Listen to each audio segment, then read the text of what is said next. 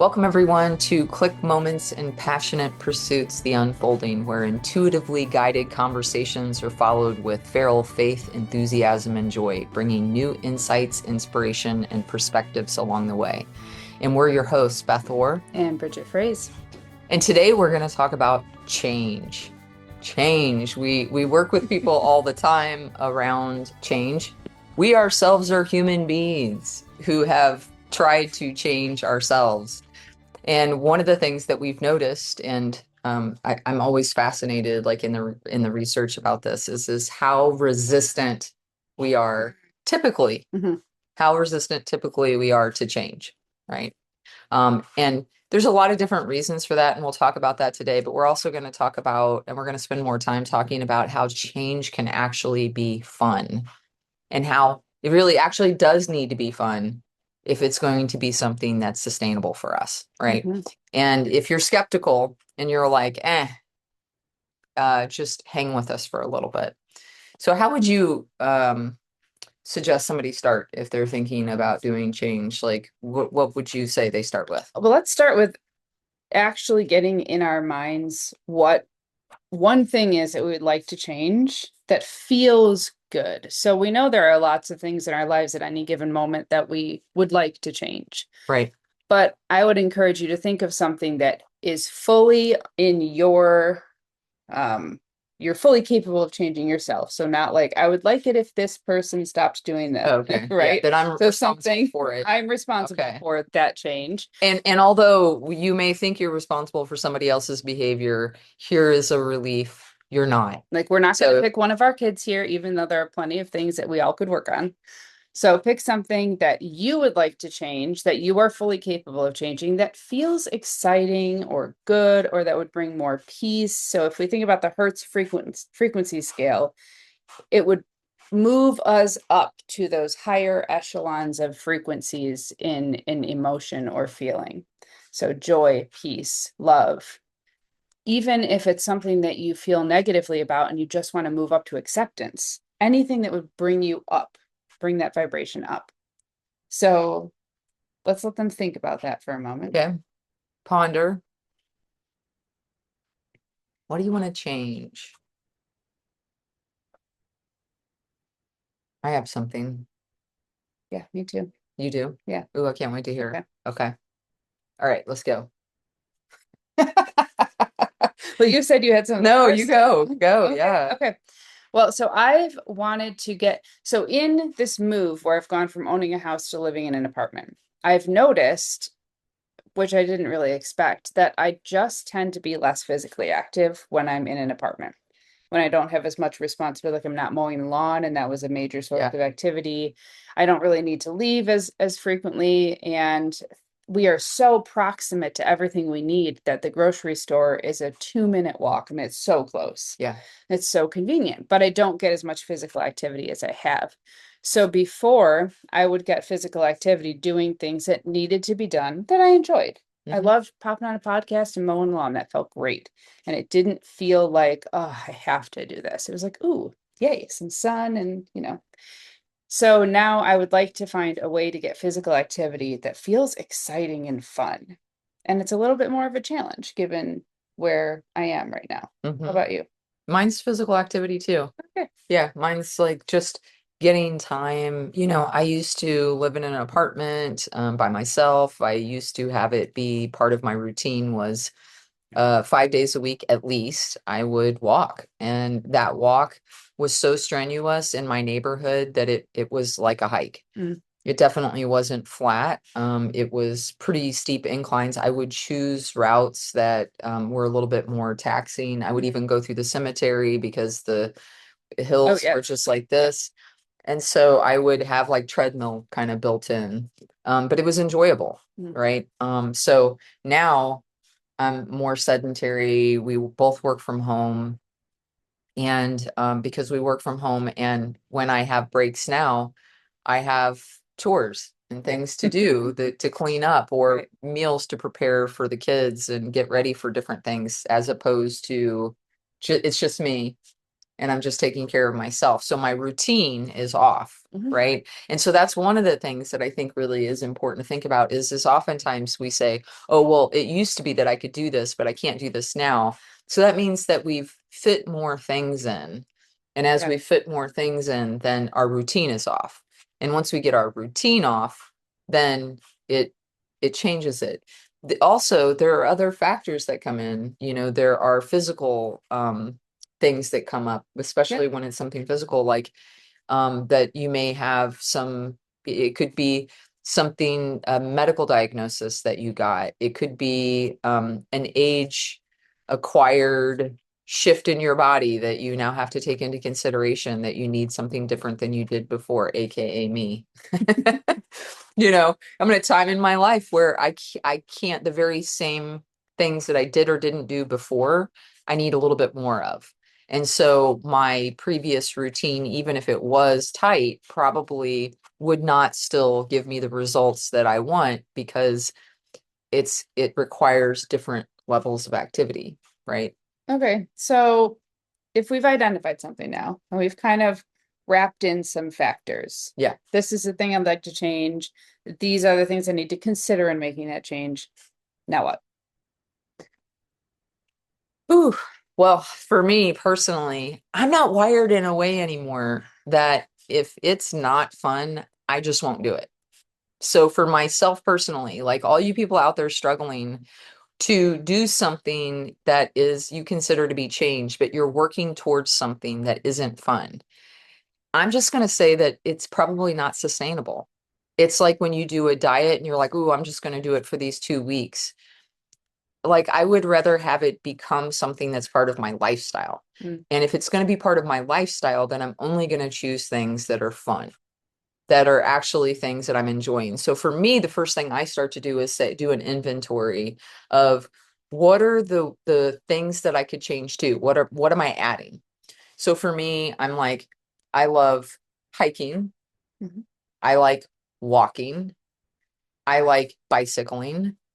I like kayaking. Mhm. Um, I mean, that's just off the top of my head, and I could keep going, but it's not going to be the gym. Like I work with people that are like, "Ooh, I'm going to go to the gym," and I'm like, "Ugh, I do not want to go to the gym. I just don't like the gym." Yep. And so, but what's on your yes list? And that's first for me is to take an inventory of what, if I'm doing these things, it's fun, Mhm. right? So even the walking, maybe it's not fun walking around my neighborhood, right? But it is fun to go to the park that's 8 minutes away Mhm. and I can get to that park and I'm enjoying it and I start to get a routine of walking around the track, Yeah. right? Oh, and I feel like something that encourages me to adopt that is when I can list out all of the things that I would like to. So for example, um, one of the benefits of going to the park and taking a walk is that we could take Bobby and take him for a walk. And we know that that's one of the things that he needs that too. And so there's a piece of that that is like, oh, that feels even better now because I like spending time with him. I know he needs that. I can wrap him in. And then it's like, it brings more joy to the activity. So, taking your inventory, I enjoy this and I enjoy this and I enjoy this. And ooh, maybe someone would really enjoy going to the gym and walking on the treadmill because they have a show that they love to watch and they don't ever have any time to binge their show and then they Or a don't ever have podcast. any time to walk or a podcast. Yeah. And so, oh, the gym works really well for me because I can put my headphones on, I can listen or watch that, and I can move at the same time. And I do two things that I love. And so I'll enjoy this activity more that maybe I wouldn't enjoy on its own. But Mhm. when I couple it with something that I do enjoy, then it feels really good. Yeah. And I love that because like even at our place, it's like when you pair something with something else, you don't want it to be so multitasking that it isn't like it feels stressful. Right. So as long as it feels, sustainable, you don't notice an increase in stress. The whole point is to feel better inside and it's actually enjoyable. Mhm. But as you were talking, I was like, even at the gym, like our gym has a treadmill that faces out to the pool. Yep. So technically, if the kids wanted to be in the pool, Mhm. they could be in the pool and we could be watching literally from like 5 feet away from from the gym Mhm. window. And so things like that, like how can you actually combine activities of stuff that you're going to be doing anyway, but it gives you a little bit of private time. It gives you a little bit of space, gives you a little bit of quiet, gives you some time to do something that you want. Yeah. And so, and it is something that is a priority. So in this particular instance, a change is because it's medical. Like our physical health is part of us being the best we can be Yeah. and staving off disease, but also monitoring our medical and being responsive to our medical conditions. Okay. So, I think that's an important piece of it is that we begin to prioritize that and also just model it, right? I always think about that with the kids, like prioritizing fitting ourselves in so that someday they remember they get to fit themselves in. Yeah. Yeah. Yeah.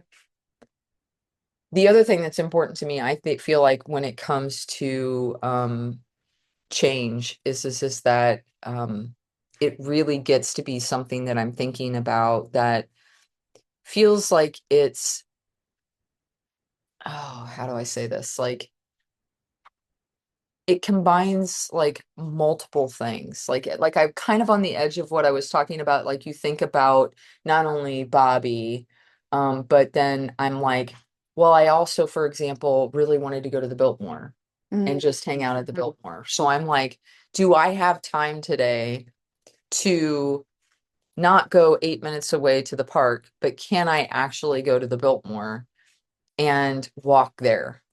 And then I take my camera and inevitably I'm taking pictures. And as a photographer, I'm also getting to stop and take pictures. So like, is there this balance of, hey, I was wanting to do this thing anyway, and now I'm going to be combining being outside, being at the Biltmore, and photography. Yeah. Right. So I'm like, ooh, this is all on my list to do in this week or today. And so I'm actually doing all of it at once and finding like little slots where I can do that to where it feels inside nourishing. So I'm going to be more likely to sustain that change and actually do those activities and meet those goals if it accomplishes multiple things. Yeah. And I feel like, ooh, check, check, check. Yeah. All in one activity. Yeah.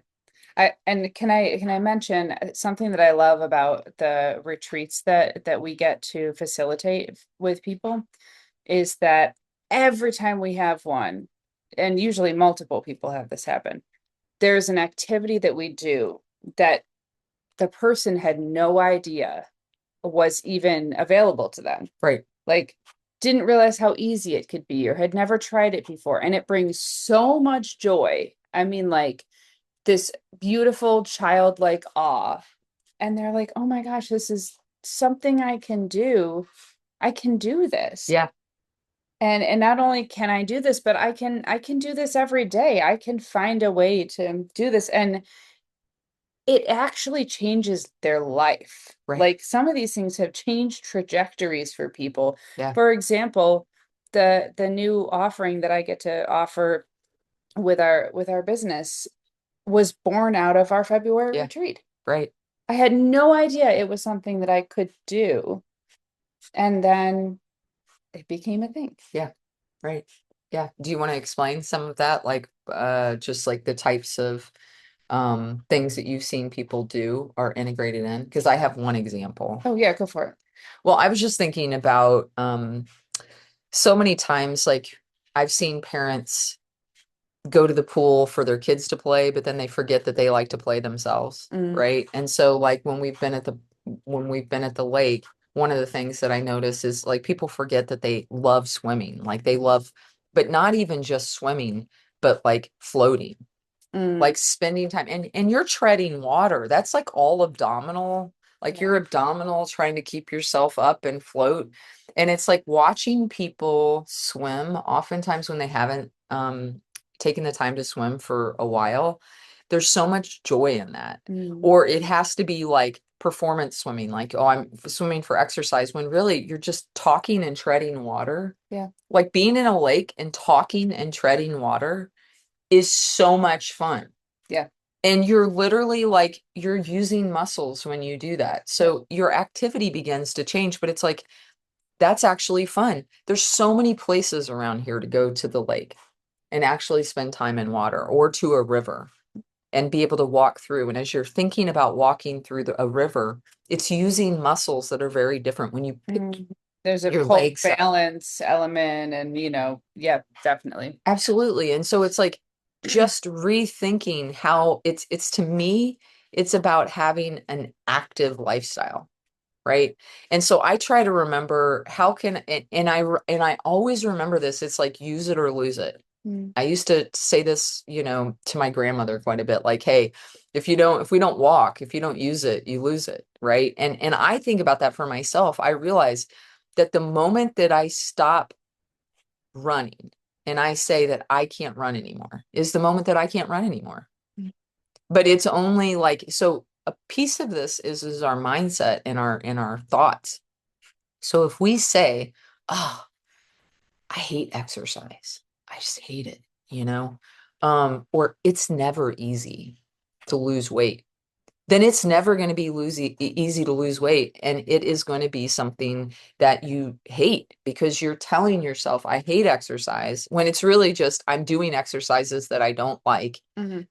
And it's never easy to lose weight because first of all, we don't even know how easy it could be because we've never tried to do it and our minds think it's easy.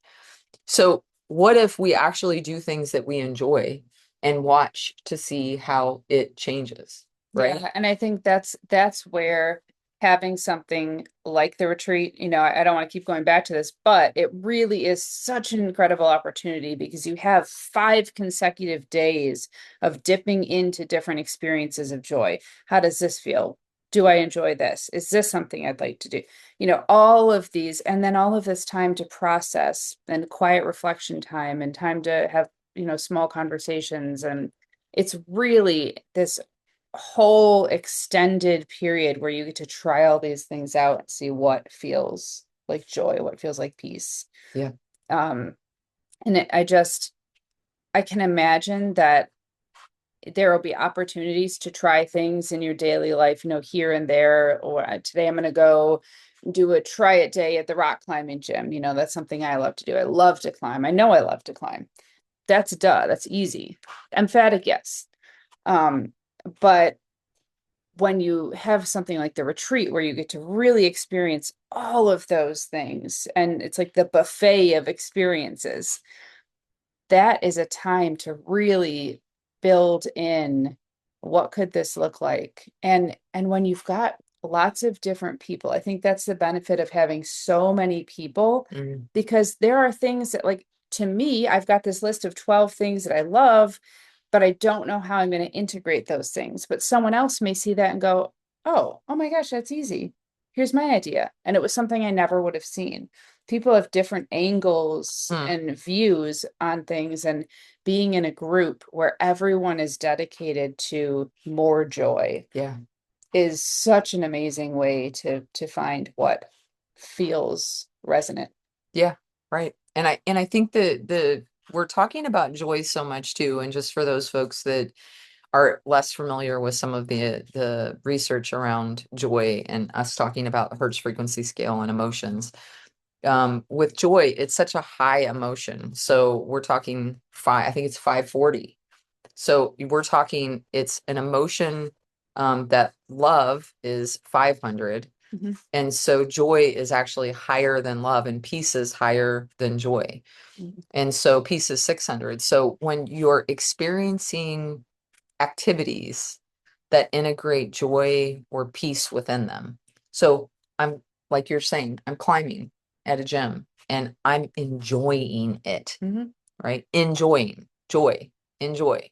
And so I'm experiencing joy while doing this activity. Joy is actually an amplifier.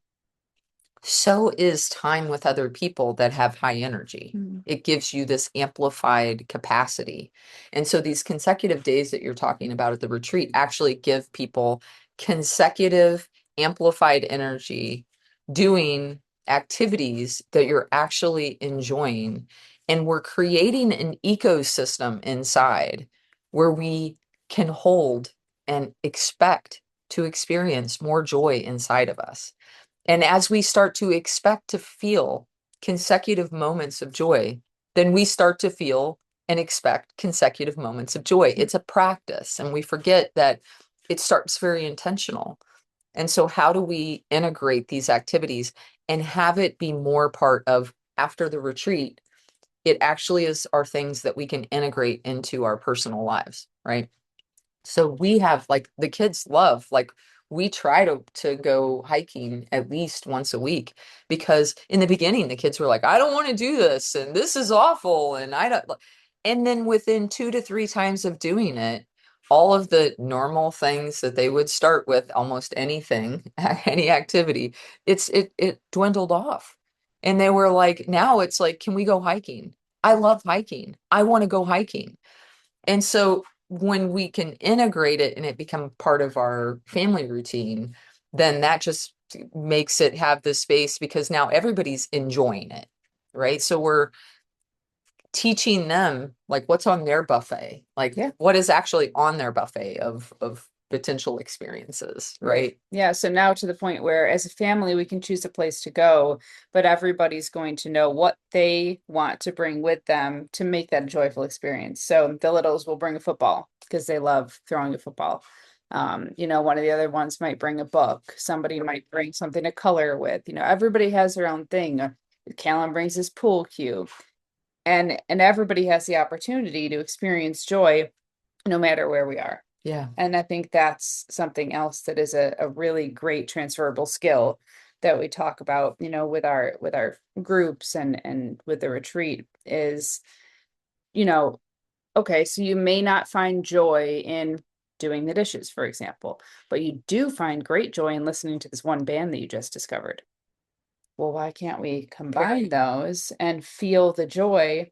I mean, dance around the kitchen while you're doing the dishes. Nobody says you can't do that. Yeah. But these are things that we just don't necessarily come up with on our own because on its own in isolation, that activity is a draining activity for Yeah. us. Yeah. And I love that example because what it does is it reminds us that like anything that's even mundane in our life can be upped to a certain extent and can be used as an opportunity to experience joy. Yeah. Like there's times that I walk to just go get the mail and back and I'll put my AirPods in Yep. and I'll just listen to a song to and from, right? Or part of an audible, like 5 minutes of a book. And I'm like, I was where I was at. I'll go ahead and do that for 5 minutes. So how can we have that be more joyful? And I also just want to say that as we're doing that, this is about, it's not that we're trying to avoid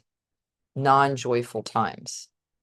It's that when we're practicing more joy in everyday moments, there's things in our lives that are just absolutely joyful and we know them when we feel them and we see them and we can't feel anything but joy because it just always brings us joy. Mhm. And then there are activities like the dishes that may not bring everybody joy, but it can bring you more joy if you actually are intentional about coupling an activity with it. And then there are just things in life in our world that are just not joyful.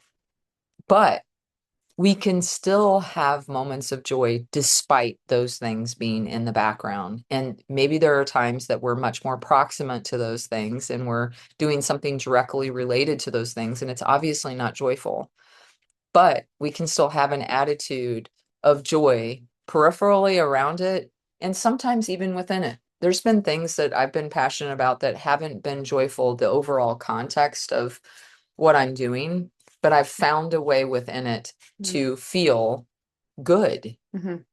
to even showing up for it. My actions and being able to show up for it makes me feel good, right? So us allowing ourselves to see the moments where we can have a perspective of gratitude Mhm. and goodness but it's a practice. It's a practice, and so I would just one of the things and I'm part of this is that I know so many of you that are wanting change and wanting to do something different. And if you're sitting there wanting change but yet you're going, not today, not tomorrow, not I'm going to start at the first of the month. Mm. what is it about the way that you're structuring this thing that could be done differently that you could feel more joy? Like, what are you working towards if it's not something that's enjoyable ultimately? And is there an opportunity to feel different about it? Like, for example, I may be older than I was 20 years ago, and something that I'm getting ready to start may be more difficult, but my brain's not going to tell it that. I'm going to think that I'm just the same age I was 20 years ago, and I'm going to hit that activity and I'm going to do it. Or I can sit there and go, oh, well, you know, I don't know if I have the capacity to do this, or this is so hard, or this is harder than it was back then. Like, I can make it as hard as I want to make it, or I can say, I've always loved doing this. I've always loved this activity. Like, why not get hung up on what's right about this as opposed to what's not? And the not is theoretical because I've never felt it before. So I could just let it go. Hmm. You know what I mean? Like, and oftentimes we're following a script of other people around us that we hear talking about this activity in this way, or we're scrolling and we're like, oh, everybody's scrolling. I'm on an algorithm of this is so hard. Get off that algorithm. Find out what's right about this activity, right? But our attitude about it and our belief about it will take us a really long way, but we have to be aware that every single thought that we have around it is contributing to our experience. Yeah, that's great. All right. Anything else you want to share? I would just be interested to hear, drop it in the comments. Anybody who changes something, who, if you've tried to change something and you're like, oh, this thing, I'd be interested to hear how you approach it different, how you switch up your goal to be slightly different. So instead of saying, I'm going to go to the gym, if going to the gym has never been fun, stop it. Stop going to the gym. If you don't want to go to the gym, don't. Or if it's not about the gym, it's about the people at the gym and you actually enjoy weights, then get your own weights and do them at home. It's really not that expensive. So find some, get them on Marketplace, go somewhere to pick them up. Fill up 2 milk jugs with water. I Yeah, mean, start somewhere. use what you have, Yeah. right? Like just do it at home then. But figure out what it is that you don't like about it. And if it's that it's a gym and you don't enjoy going, or that you need other people to be there and you can't find the right people, then mix it up and drop that in the comments and say, hey, I actually joined a group and I've never joined a group and I'm doing a spinning class. And who knew? I actually love the spinning class because I remembered that I loved an inventory is when I was a child, I did all of these things. Ooh, and I love these things and I picked these things back up and now I love this. Describe it to us. Because there's probably somebody else that's going, I never even thought about spin class being related to when I was a kid. I loved riding my bike and I haven't had a bike in 30 years. Mm-hmm. Okay. Whatever it is, just share it with us, your success. And also share the joy that you found doing this. Yeah. And there's one more spot at the retreat. Oh, There are a yeah. few people circling it. Yeah. So A couple people are contemplating the date. So if you're in on this last spot, August 9th through 13th. oh, I knew you were going to ask that. I think it's August 9th through 13th. It's hard for us on the dates because we get there slightly before and leave slightly after. But yes, it's the 9th through the 13th of August 9th through 13th. in absolutely pristine, beautiful Lake Centilla in Robbinsville, North Carolina. It is magical. Just the place is magical. I've traveled all over the world, and this is in my top 5 places to go in the world is Lake Centilla. So that's how beautiful it is. Yeah. So come join us. All right. Okay. Till next time. Yeah. And thank you to Melissa Moss for our cover art. MelissaMoss.com. Melissa Moss Art. Melissa Moss, Melissa Moss art.com Yes. is where you can find her amazing work. And thank you to Cloud Cult for our intro and outro music from their song There's So Much Energy in Us. Found out more about them at cloudcult.com. Until next time. Peace, love, and light.